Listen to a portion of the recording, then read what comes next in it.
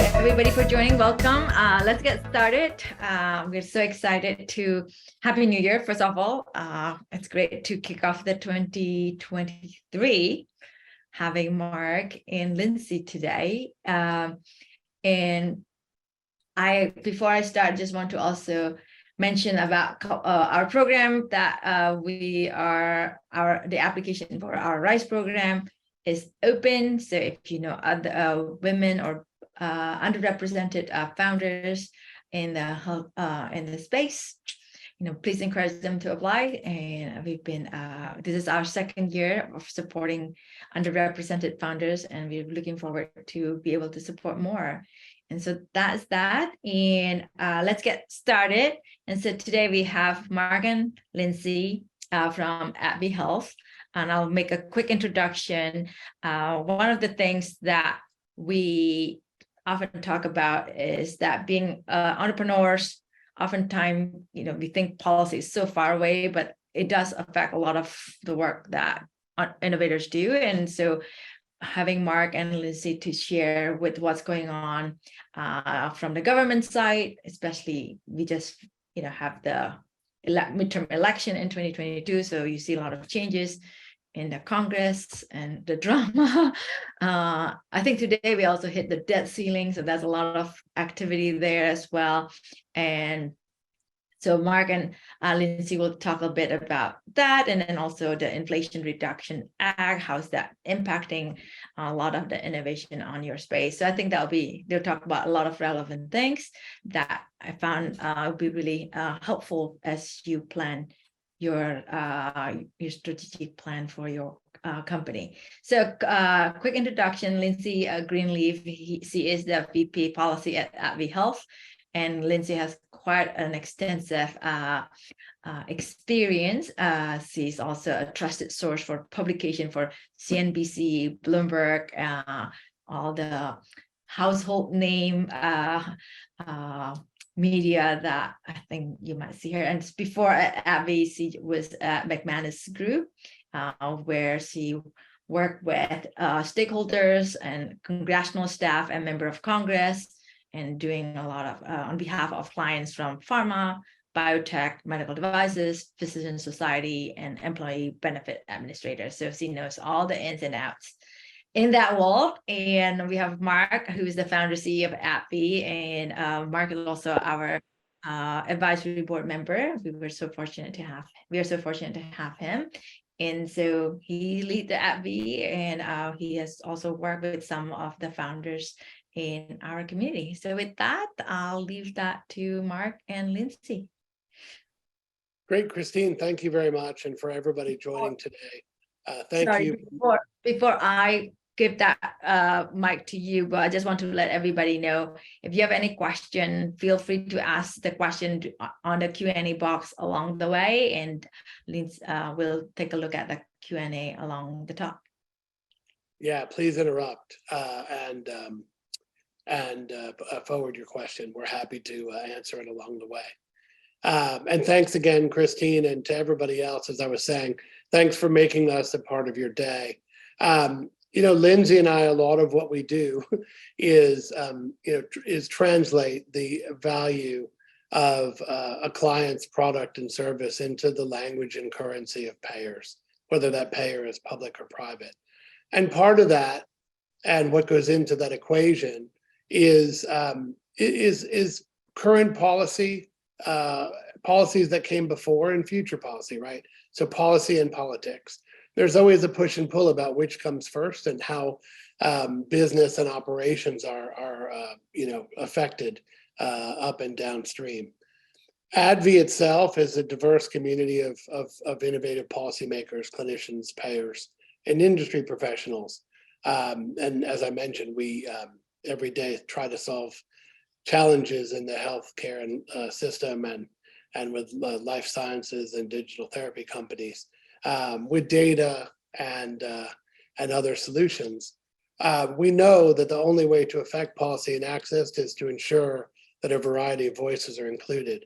And so we're happy that all of you are joining, and we hope that you'll take a little bit from today and be able to use that, as Christine said, to begin to map out your own, set of policy decisions and choices for those that are just starting out and are thinking about launching an innovative therapy. And for those that are experienced, that you'll be able to integrate some of what we're saying and some of the themes that we're going to discuss into your broader strategic plans. And we hope that you'll leverage some of the collective discussion and solutions that we talk about today into your planning for the year. So with that, let's start out with like the easy stuff. Elections just happened. If you had talked to us in October, November, for the most part, we actually wouldn't have changed, I think, and given you a prediction that would be that different. This whole discussion about red wave, red tsunami, red trickle, it all ended up probably where it should. But it does make for interesting theater, drama, and politics.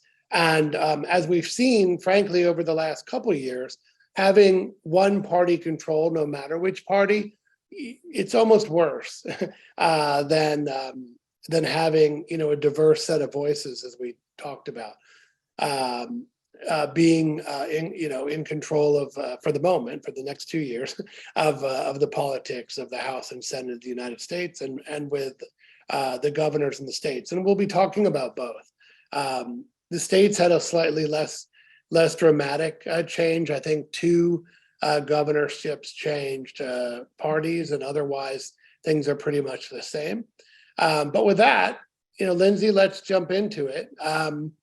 The elections just happened. Republicans have control of the U.S. House. What does that mean for innovation? And what is the spillover on the state side?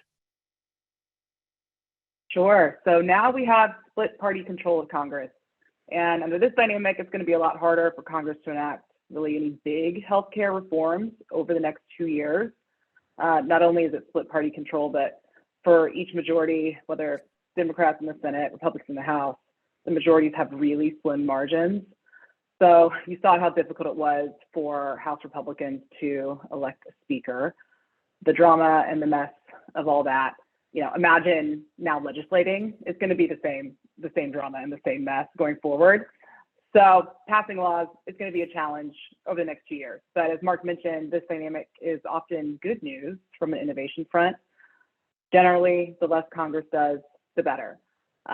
You'll recall that the Inflation Reduction Act, the IRA, which we'll talk a bit more about in a minute, it became law only because Democrats had control over the Senate, the House, and the White House.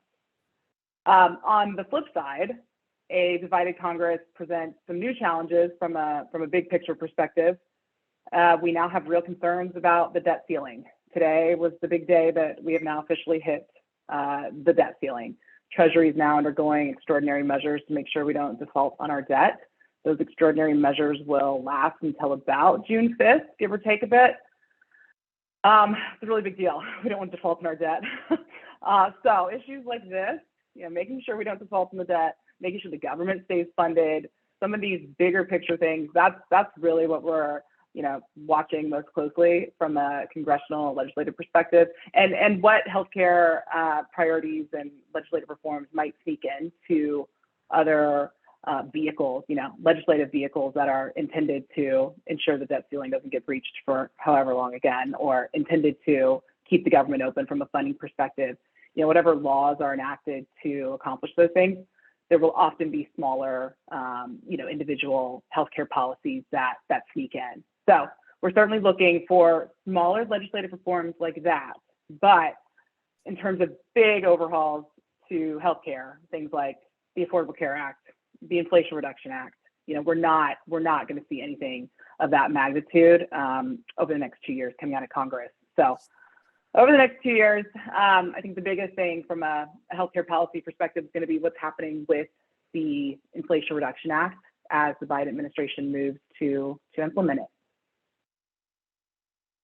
Great. And before we jump into the IRA, what's your take on the makeup of the major committees in the House and Senate, and those leading them? And do you feel like, even with a change in control at the top, that the process is going to be pretty similar? Are they going to be focused on, at this level, obviously outside of this in judiciary, they may be focused on oversight, but with health, especially looking at Medicare and Medicaid, med tech issues, the VALID Act, which did not pass, which a lot of people wanted to, pass, things like sickle cell. I mean, what do you think of both the new members and new committees and sort of how that process will play out? And then, again, maybe as a secondary question, and before we jump, your view on the states and generally what they're going to be looking at, as I know many of them have just gone into session. Sure. So at the committee level, the committee chairman in the House and the Senate, they're going to have their chance to make as much noise as they want on their healthcare agenda, even if, big picture reforms for healthcare, big packages are not enacted over the next 2 years, like we talked about, just given the split party control. That's not going to stop anyone from holding a bunch of hearings on a topic that is close to their hearts. Thinking on the Senate side, Senate Health Committee Chairman Bernie Sanders, we can only imagine what that's going to look like from a agenda standpoint. Apparently, he's looking at more bipartisan issues, we keep hearing, but one of the biggest things he cares about, Medicare for all, and he's also very focused on doing more with prescription drug pricing. Even though the Inflation Reduction Act just passed, even though that's a massive overhaul, he is looking quite closely at that. But another topic that does have a bit more bipartisan support that we're going to see a lot happen on both the House and the Senate side, Senate Finance, House Ways and Means, and even oversight committees, will be on the role of pharmacy benefit managers. The Inflation Reduction Act pretty much gave a free pass to the PBMs in terms of just reining in any of the lack of transparency or questions around the business model. So over the next 2 years, we will see committees on both chambers holding hearings, taking a closer look at PBMs specifically. So more to come there. What was the other question, Mark? States. Just a quick rundown on the states and what you think, big picture. Sure. So states, big picture, states are going to continue to try to limit drug coverage while keeping the Medicaid drug rebate program in place, while manufacturers will still be required to provide steep Medicaid rebates. They would love to have the ability to exclude these drugs from the formulary. So, expect to see more of that, especially as we have, more and more expensive cell and gene therapies approved. States are very nervous about, some of these really high-priced products coming to market. We're seeing efforts on the diagnostic front to expand coverage commercially, on a state-by-state basis, better access to screenings and diagnostics. But nothing is quite as dramatic as we saw, in the last Congress with the passing of the Inflation Reduction Act. Great. Let's jump into that. I know many on the phone are med tech and digital folks and others, but we'd be remiss to not spend a little bit of time on the IRA, and especially its focus on government negotiation, if only because we expect that if it works, the type of behavior and, let's just call it change, contractual and otherwise, will seep into other parts of the Medicare program. And in fact, and Lindsay can talk about this, and as we're talking about it, but MedPAC, which is the oversight body for policy for the Medicare program, is looking at ways to, one, how to gauge success, and then two, ways to apply government negotiation and other learnings to other parts of the other products and services within the Medicare program. So Lindsay, let you maybe dive in and talk to us a little bit about government negotiation. Yes.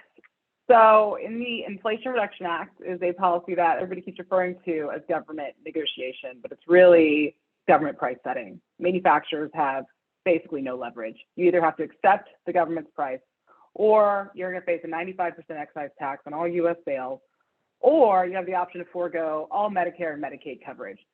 these aren't really decisions that you're going to deliberate. You're going to have to accept the government's price, basically. So this notion that we now have government price setting for drugs, again, as Marc mentioned, if you're not focused on drugs, well, this has now happened to drugs. It can happen to you too. We've now opened the box here, and everyone's really concerned that, of the slippery slope. We've had several members of Congress, including some very influential House Democrats, that have said repeatedly that they look forward to the slippery slope of all this, that, this was just the beginning. They're going to come down harder on drugs, and they want to have more government control over all facets of healthcare. So with that, as our backdrop, the big thing we're watching in 2023 with Inflation Reduction Act implementation is the announcement of which drugs are going to be targeted for this government set price, this, kind of faux negotiation process. We'll find that out on September 1st of this year. It'll be 10 drugs, and those 10 drugs, they'll go through this negotiation process, and the government will come to a price, and that price will kick in 2026. That's only going to be 10 drugs this first go around, but each year more and more drugs will be selected, and this is at a cumulative basis. So it's not like you're only going to have 10 drugs one year and it creeps up a few each year. We're going to go from 10 drugs to an additional 15 drugs the next year, an additional 15 the next, and then it goes 20, 20, all the way out. So we'll eventually get to 100 drugs subject to the government's price by 2031, and then it'll be 200 drugs by 2036. So anyone that's talking about this being kind of, this isn't that broad of a policy, it's not going to hit everybody, it's going to hit everybody, unless you qualify for one of the few limited exceptions to the policy. So that's the big thing, government negotiation, 2023, we'll find out who the first 10 drugs are that are going to go through this process. There's also, two other key pillars on the drug pricing reforms to the Inflation Reduction Act. That's inflationary penalties, where the law is basically limiting manufacturers' ability to increase prices faster than inflation. The penalties, the calculation of those penalties, that's playing out right now as we speak. Inflationary penalties could be levied on sales that have started as recent as Q4 of last year. Nothing too exciting from a policy standpoint expected this year on inflationary penalties, but just worth noting, implementation's underway. There's also the third big pillar of these drug pricing reforms under the law is Part D redesign. Basically, pharmacy benefit drugs are going to be a lot more affordable for Medicare beneficiaries starting in 2025. We're finally going to have an out-of-pocket cap. It's going to help 1.5 million beneficiaries that currently have out-of-pocket costs in excess of $2,000 a year. So that cap kicks in 2025. The law's pretty clear on what the policy looks like. There's a new formula for the level of discounts that manufacturers owe, the level of liability that the plans face versus CMS. So that formula of what the benefit design looks like is really pretty clearly laid out in the law. So we're not necessarily on pins and needles waiting to see how CMS, is going to implement that this year. But what we are looking to do is, listening and waiting to see what the plans are going to do to react to this new liability that they're going to have in the benefit. They're going to be on the hook for a greater percentage of costs going forward in 2025. So the expectation is, even though there's going to be a new out-of-pocket cap for patients in Part D, access might have issues because payers are going to, increase utilization management, prior auth, step therapy, make it a lot harder for patients to get to those drugs, just given the liability change there. So that's 2023. Great.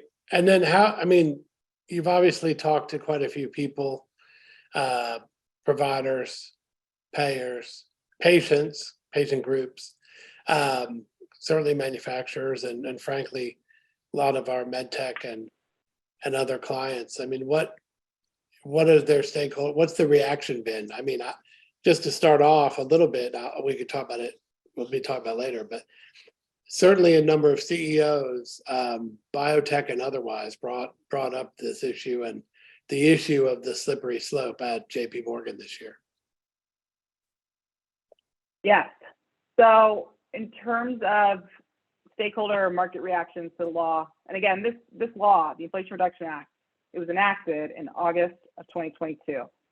A lot of these policies the majority of these policies don't kick in until later. Like I said, the inflation penalties on Medicare sales, that's underway right now. You can imagine, you know, launch prices changing, things being affected as that policy is already underway. But when it comes to the government negotiation piece, the government price setting, those prices don't kick in until 2026.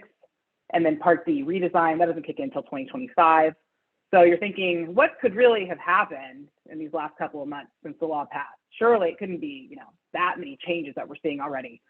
Unfortunately, we're seeing a lot of our concerns with the law come to fruition already, even though implementation hasn't really kicked off. One thing to keep in mind, before the law was passed, there's a University of Chicago estimate that 135 fewer drugs will come to market over the next 17 years. That's a 17-year window. In this recent period of several months, we have seen several CEO announcements that Marc's referring to, you know, quarterly earnings calls, JP Morgan quotes. We've got a running list here at ADVI, but I think one of the more notable quotes is Alnylam announced in October they're going to stop a clinical trial for a currently approved drug called Amvuttra. They're stopping a clinical trial for that drug to have a new indication for Stargardt disease, very small rare disease population, causes pediatric blindness. They're stopping a trial because the law is quite clear that if they were to be successful and get their currently approved drug approved for this new indication, Alnylam would lose their exemption that's currently in place for orphan drugs. They'd lose their exemption from negotiation. And as we just talked about, nobody wants to go into negotiation. It's not a real negotiation. The government's going to set the price. It's going to be really low.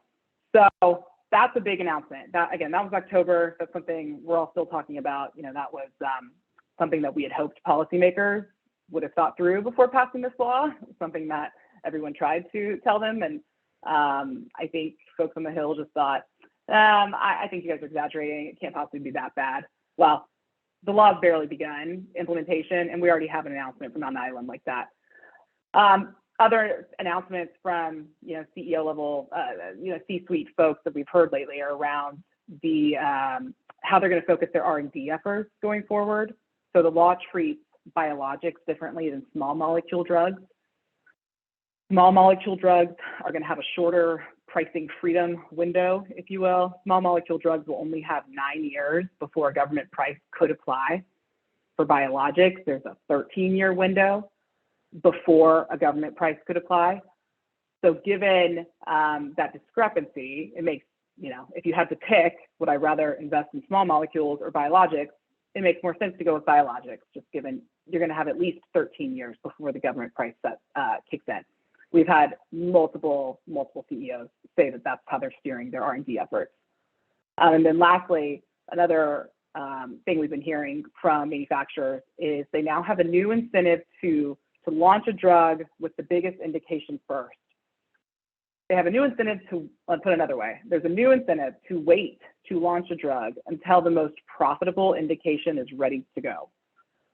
This is especially a big deal in oncology. I mean, you think about oncology, often you have a lot of follow-on indications, and often the most profitable indication is not the first one that is launched at the first FDA approval. So that's a really unfortunate issue for patients that benefited, you know, from the smaller, less profitable indications, you know, getting those drugs approved faster. That's a really unfortunate side effect there. So those are some of the manufacturer perspective, you know, things that we're hearing right now in terms of implementation, ways that they're, you know, changing their business model. Switching to some other folks, as I mentioned earlier, PBMs, they pretty much got a free pass in the IRA. But they're also sweating bullets because there's a lot of scrutiny around them generally. And now that drug companies took a pretty big hit under the IRA, now Congress, there's going to be a lot of congressional scrutiny on PBMs. They also have an FTC study focused on PBMs right now. There's a lot going on there. Payers, the health plans, from the IRA perspective, the Part D plans, just given that Part D redesign we talked about, Part D plans, they're going to be much more aggressive with restrictive formularies. That's what they're thinking about and doing going forward. Commercial plans, the commercial impact of this to be determined, we'll see. We keep hearing that commercial plans are going to try to see if they can get discounts to the level of that government set price that's going to apply to Medicare. We'll see if they really have the leverage to do that. There's some really weird and wonky provider issues at play. There's some physician administered drug reimbursement changes that are going to kick in that has the provider community really concerned, just given a strange, we call it the ASP spiral. It's the calculation of average sales price, the way physician administered drugs are reimbursed in the commercial market. There's a chance right now, the way the legislation, the text is worded, that providers would be underwater. They'd get reimbursed for significantly less on a drug as compared to what they bought it for. That's something that hopefully Congress is going to hammer out and maybe possibly fix on a bipartisan basis, soon, but we'll see. But lastly, patients. Where do patients fare in all this? The winners from a patient perspective, Part D patients. The pharmacy benefit drugs for Medicare, that $2,000 out-of-pocket cap, that's a big deal. That's going to help out at least 1.5 million Part D patients that currently have spending in excess of $2,000. From the government negotiation standpoint, is that really going to help patients? We'll see. Patients' cost sharing is set by the plans and the PBMs, not by drug companies. That dynamic does not change. And patients, are certainly not going to benefit from having fewer drugs come to market. So it's a bit of a wash there, but that $2,000 out-of-pocket cap in Part D is a big one. So if IRA questions come to mind as we go, please just put it in the chat box. We can address it as we go. But Marc, I can now turn to you. Let's talk about non-IRA topics. What other life science issues are top of mind for you this year? Great. Well, I think there are some, as I mentioned, from JP Morgan that would be worth talking about. And there are some just that we're seeing in sort of the natural policy arc between years, things that didn't get finished at the end of last year that we know clients and others are going to want, like the VALID Act, which would require all complex diagnostics to be FDA approved. For example, did not. It was the proponents were really trying to get it into the final pieces of legislation and reconciliation, and it didn't happen. But just starting from the top, things that I think are also important for the Rosamond Institute community. We've had in several of the Rosamond programs, a lot of digital therapy manufacturers and folks that have artificial intelligence. And I think this year, as those have proliferated, many were initially, those like a pair that were years ago, were trying to get payers to pay for them initially up front. Without a coding nomenclature. And then since the passage of the remote patient and now therapy monitoring, have been looking to use those codes and perhaps telemedicine flow or other codes. And I think this year there's going to be a big challenge on evidence of benefit. The claims history has gone up significantly, as you might expect. And then with the introduction of remote therapy monitoring in 2022, plus the claims rising for patient monitoring, the MACs, the Medicare contractors, are now taking the therapies to task. And there's going to be an upcoming public meeting in a few weeks to talk about all those therapies. The twist here for the audience, there is no benefit category specifically for a digital therapy. There was legislation put forward by several interested parties that, again, like the VALID Act, did not get tacked on to any vehicle at the end of the year that would have established a benefit category. Many in the space really would like to be in the pharmacy benefit. They'd like to be treated as a prescription that could be filled through the pharmacy. And so that process, that body of work, that policy underlying, the contractual process and such, it isn't robust yet. Some have succeeded through Medicaid or commercial payer. Others have have not yet. But I would look to those sort of what space, physician administered or retail pharmacy, would those type of companies be in? And then what is Medicare going to say? And then how will that, how will what they say, what the MACs finally do, affect the commercial space, if at all? All of that will be decided in the first 6 months of this year, I think. And so that's one piece. I think the next is to look at gene therapy. We do quite a bit of cell and gene therapy work, and the gene therapy space, there are certainly a couple of launches this year. There's a couple of previous launches with Novartis and Spark, but the trials took a while with COVID and everything else, and now we're expecting quite a bit. Well, commercial issues with these therapies and with their launches will begin to become more clear.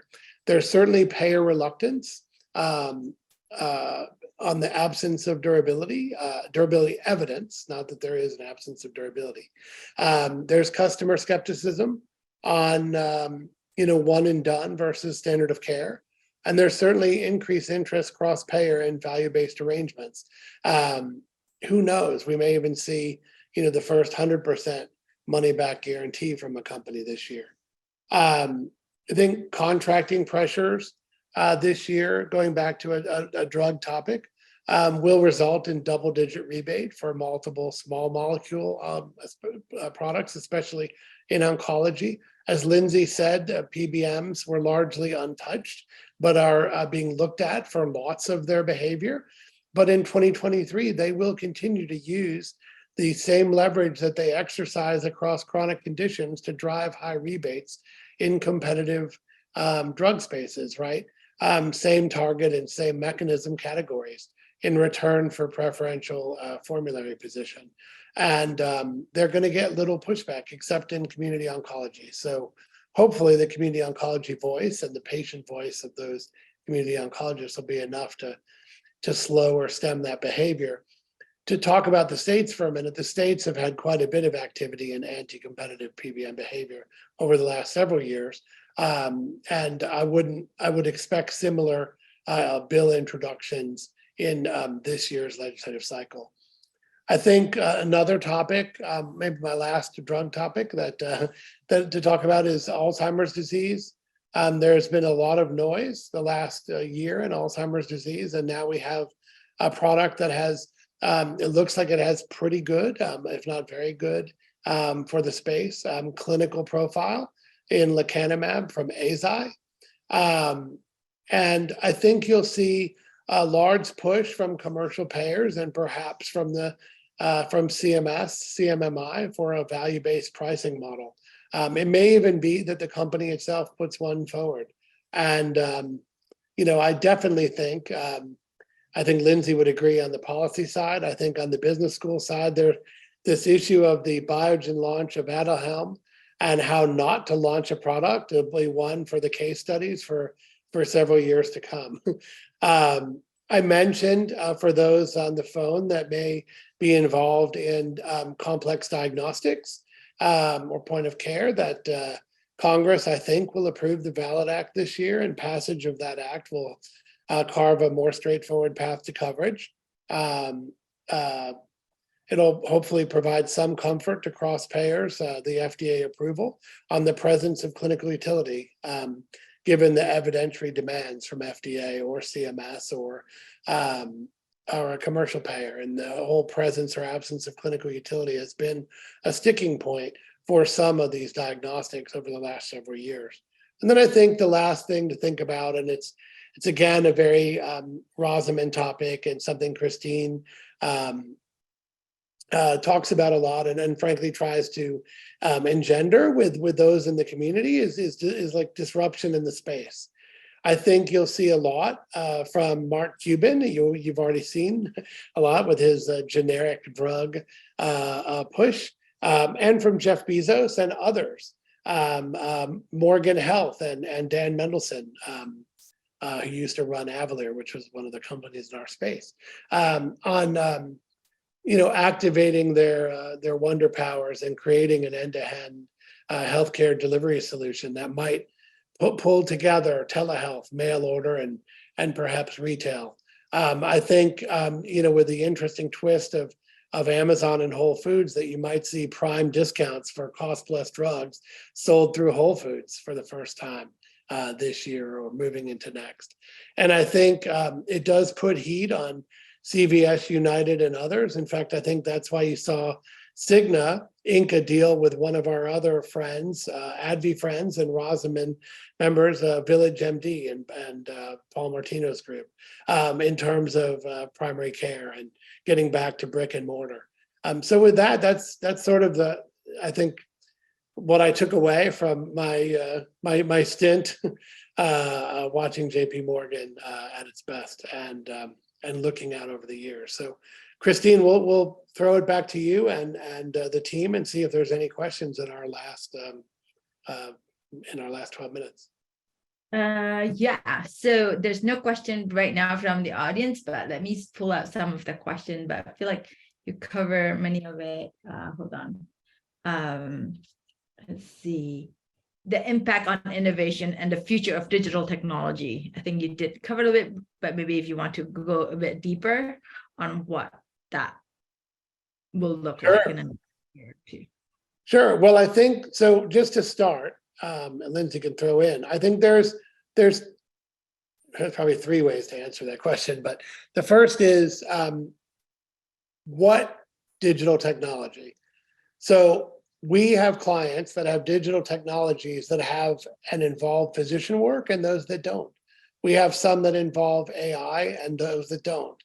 I think digital, like so many other opportunities in medtech, the more complicated that you can make it from a physician and provider interaction standpoint, the better chance you have to be able to launch without the sharp elbows of other technologies. So those that have physician interaction, it's easier for the AMA CPT committee, which is ultimately going to be responsible for coding, to see the pathway there versus those that don't.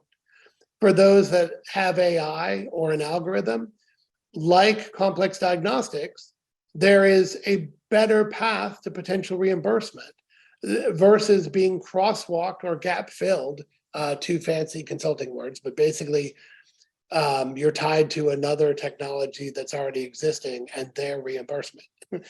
So there's a better chance to have your own path forward and reimbursement. And then there's the bigger issue, and it's a huge issue. We tell our clients, for example, that are doing cancer vaccine to never call your product a cancer vaccine. Why? Because there is no benefit category for a vaccine. Vaccines are only covered in law, and there's only 3 of them. Everything else has to go through a process.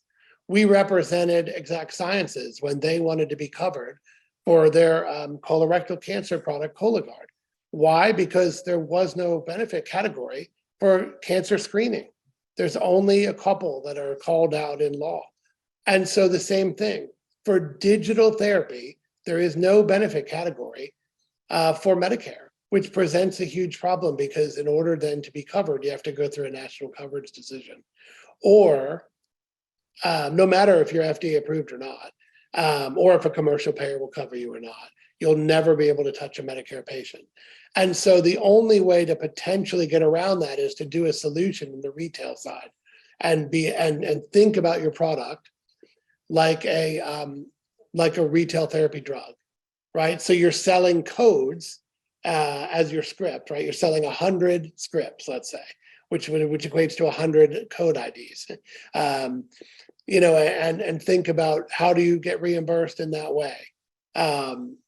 But if we can solve for the benefit category issue, which is part of the MAC discussion, given that so many things in Medicare don't keep up with, current technology, then that would be helpful and would push things along the way. Certainly, whatever happens in Medicare doesn't mean that it can't have coverage on the commercial side. Already there are some commercial and even some Medicaid that have covered these therapies, but there's a little bit of ways to go. But I do think we'll have a clearer path forward in the next 6 months of 2023. Okay. Do you want to take one more question before you Yeah, go? keep going. Sure. One more question. They're talking about telehealth adoption.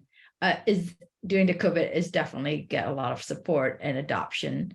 Is this trend continuing, and what else is the government planning to do in this front? So, and I know this question's been written about a lot too. Lindsay's gonna be smarter than me on the continuation of the public health emergency. But we'll come back to, well, so I'll let Lindsay start, but it's then, on the Yeah. tail end, let me just say, or the beginning, and then we'll talk about on the tail end what happens after the public health emergency. Telemedicine has been discussed even by CMS in an open forum, so they're on record as saying it's one of the things that they do want to continue. And I do think it's relevant and appropriate. It's even relevant in areas. So for example, the CAR T therapies we're working with, if you're ever going to see them in the outpatient setting, it has to be done with remote patient monitoring and flu monitoring through telemedicine. And so, there's an interest across the board, whether you're a hospital or a provider or a patient, whether you're med tech or pharma, that it continue and flourish.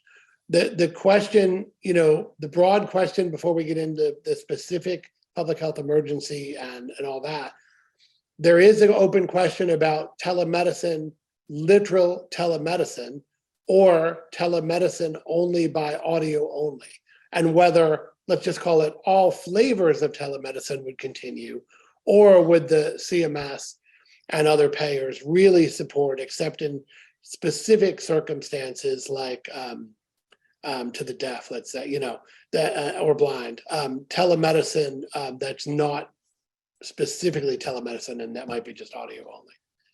But Lindsay, as I understand it, right, the public health emergency is continuing, and at least as long as that goes, all of the benefits that came along with it would continue as well.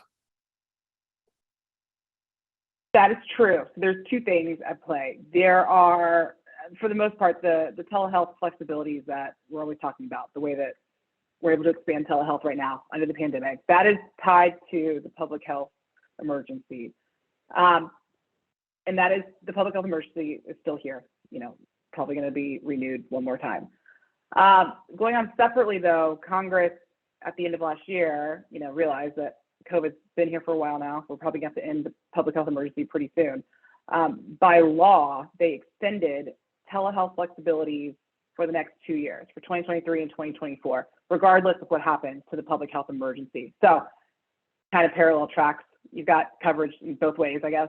But the main takeaway is we've got telehealth flexibilities in statute in place through the end of 2024. What will Congress do then? I mean, is 2 years of, a legislative guarantee on this being here, is that going to be enough to incentivize innovation and have folks want to, invest in all this? Are you expecting for Congress to continue to extend these flexibilities along the way? Just kind of a little too soon to know at this point. We're always watching to see as different reports come out. Seems like every day there's some kind of, whether it's government or private sector, some kind of report on telehealth coming out. That most of them have been quite positive. That concerns around fraud were for the most part overblown. Physicians are not trying to pretend they're seeing 8 people at one time and bill for everyone at the same time. That's on the fraud front, that's been positive. But I saw this morning, there was a headline that telehealth appointments, that Medicare did not see any savings from telehealth appointments, which to me, that makes sense. I mean, yeah, I don't know if they thought, anyway, we're constantly monitoring what's coming out and how all of these utilization stats get spun out and how it's being received. And that'll be something that we watch from Congress and congressional hearings. There's certainly a role for CMS to play, don't get me wrong, but to clear up those issues that Marc's talking about, audio only versus other types of telehealth, and to really get the real flexibilities that have been in place under the public health emergency, to get all those extended, you need legislative change. And we've got that for 2 years. You got that for 23 and 24, but will Congress continue? Will there be something more permanent? That's what we'll be watching over the next 2 years. And even though we said, Congress is not expected to do big earth-shattering things like the ACA, the IRA, they're not going to do anything like that in the next 2 years. But you could see a path for something to happen on telehealth. It's a bipartisan issue. It's not. I'm sure it would be costly. They'll have to find ways to pay for whatever these policy changes look like. But it would be nothing on the scale of something that's really partisan, like the Affordable Care Act or something like that. So there's hope. We will see. Okay. Can we have one more question? Yeah, sure. This one, I guess it's your opinion. What counterproductive policies will be the hardest to reverse or mitigate, especially for somebody who is doing innovation right now? Like, I guess they want to know which policy will stay that maybe it's not great for them, and then what can they do to mitigate that? Sure. I mean, I think that it depends on the space, right? So whoever wrote that, if you want to write Christine and tell them which sector of life science you're in, that would be helpful. But I mean, the biggest counterproductive policy, and it's going to sound like I'm taking a side, but I'm not, but I'll just say is the IRA. And the reason why is it was done one-sided. It is clear that drug payment reform and drug price reporting reform needs to occur. President, it is not a partisan issue. Donald Trump actually started by looking at the market basket of how foreign countries do their pricing and actually trying to push that through.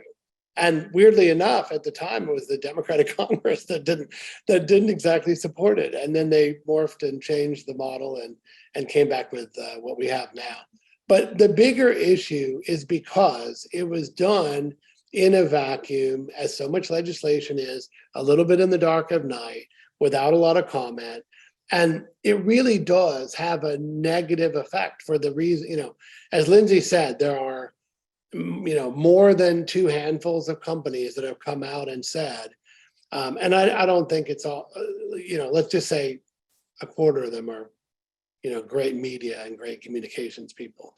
There are legit, within that list, there are legit issues like with Alnylam, where companies have the opportunity to start, as so often happens, even in oncology and rare disease, where you're going to start in a smaller population, you're going to let compendia and evidence push you then down to lower lines of therapy, and then as you get the right data, you're going to then launch in a bigger tumor type or a bigger population type, like Alzheimer's or cystic fibrosis or Parkinson's or whatever. The legislation is written as such where the minute you launch in anything, you're on the clock. And then you have either 9 or 13 years to shove all of your costs into that bucket. It's surprising because Congress and the administration, no matter which administration, because it's happened on both sides of the aisle from the first President Bush through to today. For example, many in Congress and many at the state level have tried to pass competitive bidding for DME and for MedTech. And again, because of the way that those products are thought about, especially on the DME side, that's failed as well. And so I think that a little bit more conversation needed to occur. It didn't. I think that conversation is happening around passage of other things that are both productive and counterproductive. For example, on the productive side, you have the discussion about health equity in clinical trials and how clinical trials need to be more diverse, more well thought out. For certain therapies, durability really needs to be proven earlier. And on the flip side, the FDA has to give some deference to companies on how they're getting patients, how those patient therapies are being deployed, the CRC and manufacturing side, et cetera. So, there's push and pull there. I guess really the funny answer to the question is there's things that are bad and good for every policy that you can think of. And so I'm not sure that actually anything is going to inhibit, innovation other than, the fact that we need a full and fair discourse at the federal and state level. And then actually, in a twist, outside of life science, trade, tax, IP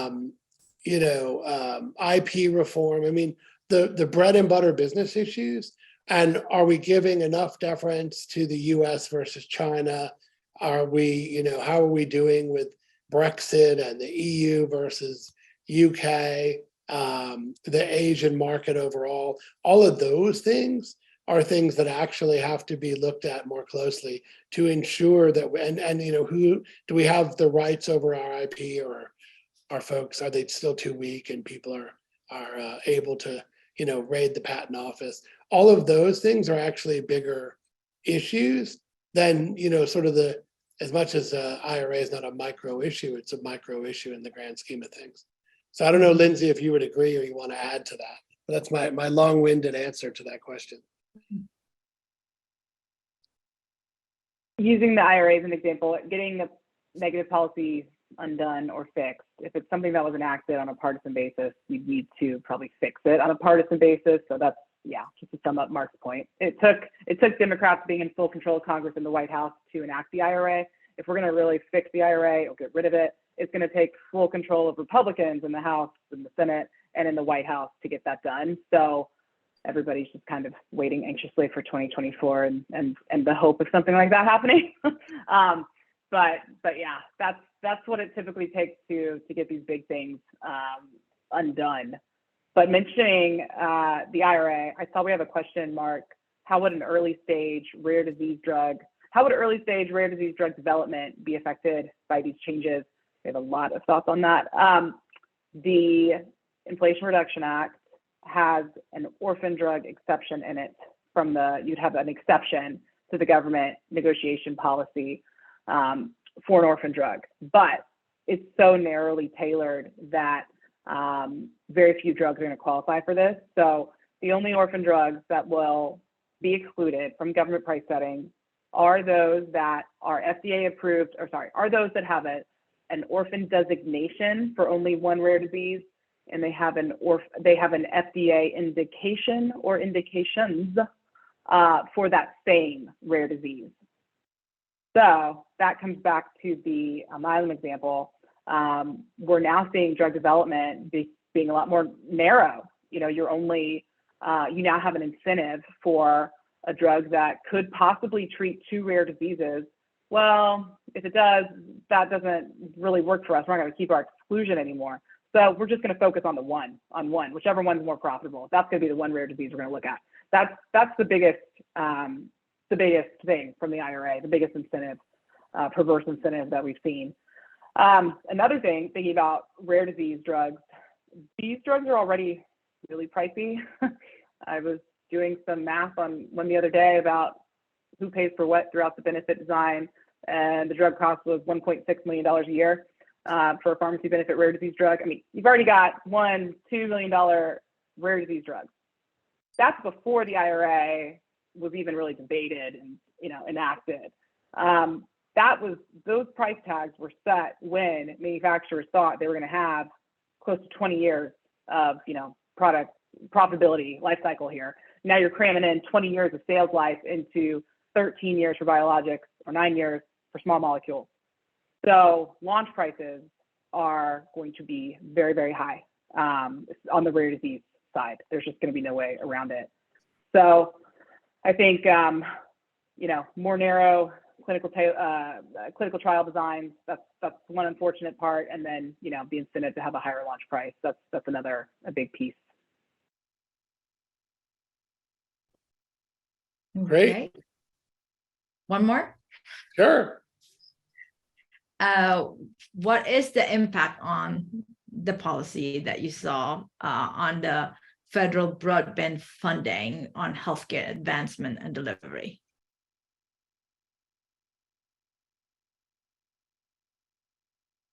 Wait, can Can you you read? say, Yeah, can you repeat? yeah, it? can you say it one more time? What is the impact of policy and massive federal broadband funding on healthcare advancement and delivery care? I guess somebody wants to know whether the government is going to spend more money on providing to support healthcare advancement and delivery. I mean, I think not. So whether Congress does that is an open question. I'm going to guess that owing to both the politics of people in the House and Senate and the fact that Lindsay said because of those politics, little things will be done, little, changes to things or things that could be added as an amendment, not wholesale change, that probably we won't have wholesale change. However, on the administrative side, right, on the administration side, CMS, I think was it this morning, Lindsay, or last night, just put out a note about how great it was that they had mass participation in their delivery, provider and delivery demonstrations that they just released. So they had 3 demonstrations that they just released around ACO models and primary care advancement, and had very wide participation. To be super specific, I'd have to Google, and I don't want to do that while we're chatting, but but we can let you know, Christine, we can send you a note and you can send it to whoever asked. But, or they could go to the CMMI website or CMS. But I think if there's any major delivery reform, it's going to come through groups like Morgan Health and what they're doing on the primary care side. Groups like we're talking about with, disruption, like a Marc Cuban or a Jeff Bezos, Boots Walgreens Alliance and what they're doing with Village MD. And then on the CMS demonstration side, like I'm just talking about now. Okay, I think that covered all the question. Well, thank you, everybody. Thanks for your question and your attention. And thank you, Marc. Thank you, Lindsay, for sharing your insight. Sit tight for 2024. Sounds good. Okay, thanks. Thanks, everyone.